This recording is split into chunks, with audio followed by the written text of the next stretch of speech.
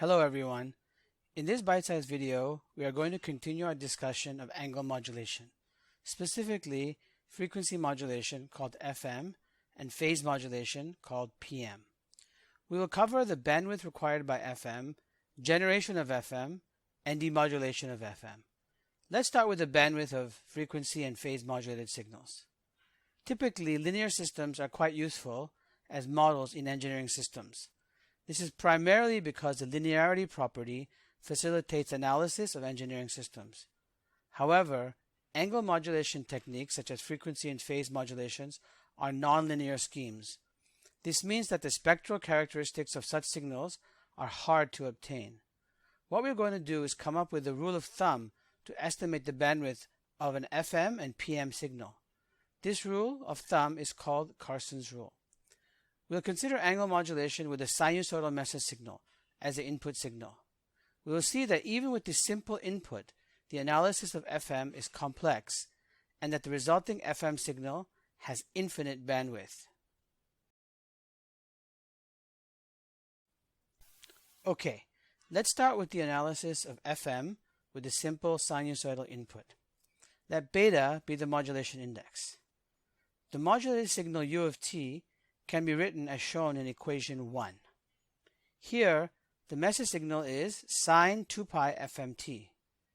We also need to remember that e to the jx equals cosine x plus j sine x.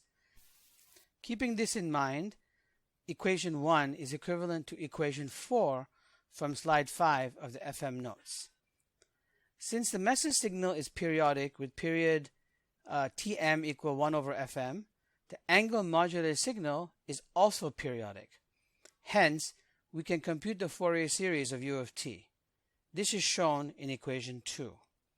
This is a bit messy, but the result is that the nth Fourier series coefficient Cn is computed from Bessel functions of the first kind of order n, referred to as Jn of beta.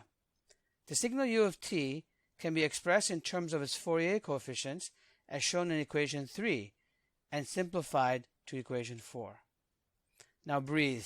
I know there's lots of math here, but let me share with you the takeaways from this. The takeaways are as follows. Point 1. The FM signal contains all frequencies of the form Fc plus nFm for n equals 0, plus minus 1, plus minus 2, and so on. This means that the FM signal has infinite bandwidth. Point 2. Note that the amplitude of the frequency components depends upon Jn, the Bessel function thingy from the previous slide. Now this drops very quickly as n grows large.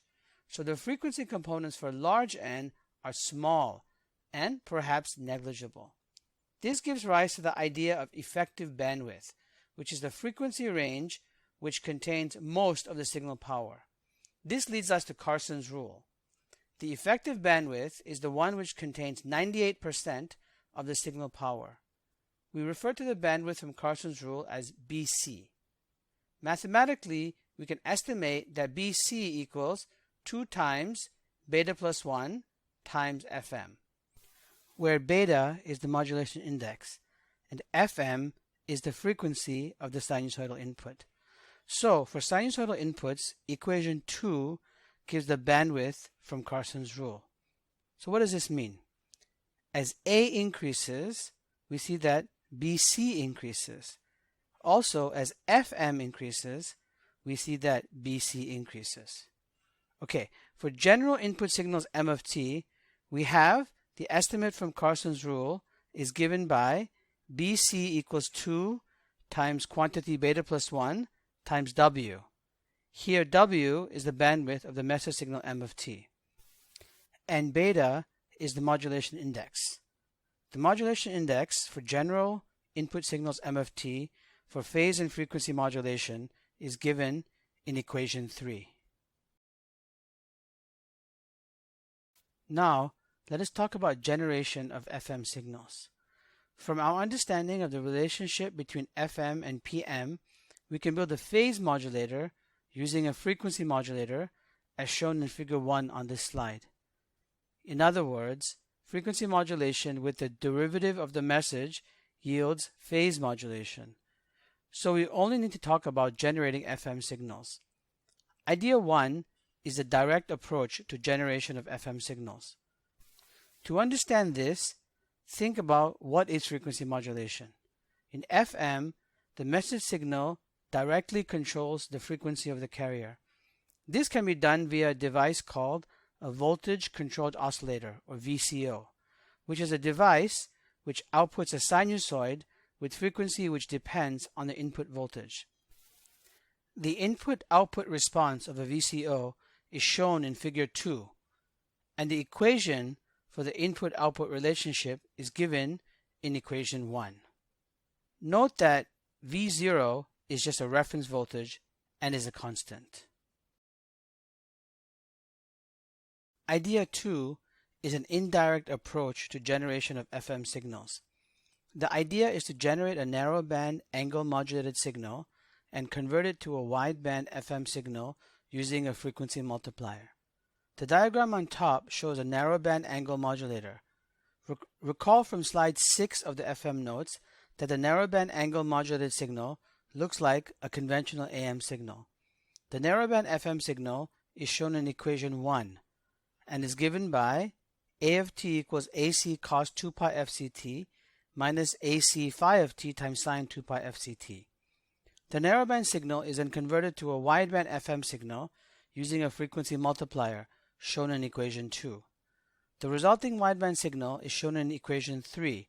We just need to choose N and the local oscillator frequency FLO to generate the desired FM signal.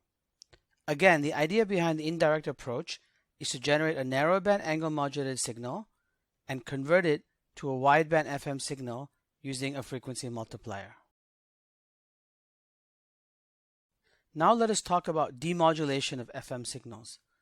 The basic task is to generate an output proportional to the instantaneous frequency deviation of the input signal. Recall the FM system model. The noiseless received angle modulated signal is given in equation 1. For frequency modulation, the phase of the angle modulated signal is given by the integral of m of t, shown in equation 2. Our first approach to demodulating FM is to use a frequency discriminator. An ideal frequency discriminator has input-output relationship, which is shown in figure 1 of this slide. The frequency discriminator outputs a voltage proportional to the frequency deviation about the center frequency Fc. The ideal output of the frequency discriminator is given in equation 3. Essentially, the frequency discriminator outputs the derivative of the phase of the input signal. The term Kd is a constant and represents the sensitivity of the discriminator. For FM signals, the frequency discriminator output V0 is just the estimate of the message signal. See equation 4. For phase modulated signals, the message signal estimate is the integral of the frequency discriminator output V0. See equation 5. Let's talk about how to build a frequency discriminator. Let's start with the received angle modulated signal R of t, shown in equation 1. In equation 2, we take the derivative of R of t to get R prime of t.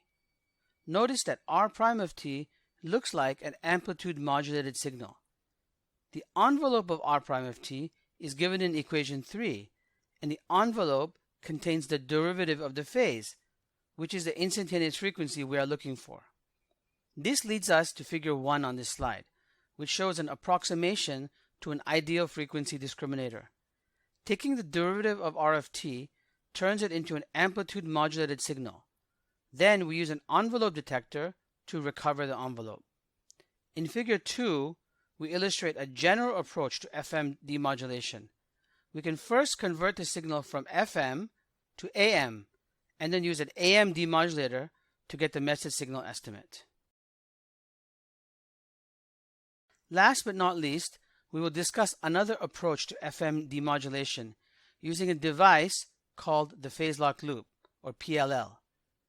The phase lock loop is a feedback control system that keeps the input R of t and the output m hat of t in sync.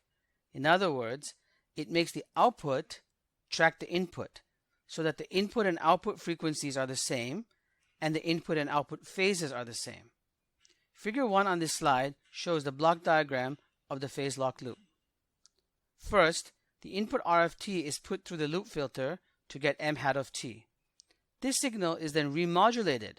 Remember, the VCO is just an FM generator, and the phase of the remodulated signal is compared with the phase of the received signal. If the phases match, then there is nothing to do. If the phases do not match, the difference is used to make adjustments with the aim of synchronizing the phases. This happens in a smooth, continuous manner. The phase lock loop is running all the time. The phase lock loop solves the synchronization problem that is present in all communication systems. Think back to coherent demodulation of double sideband suppressed carrier AM. If you recall, we had to recover or estimate the phase of the received signal. The phase lock loop solves that problem. In fact, the phase lock loop is part of the front end of all modern communication systems. In the demodulation of FM, the phase lock loop tracks the input frequency. The output M hat of T is the message associated with the FM modulated signal RF T. This is exactly an FM demodulator.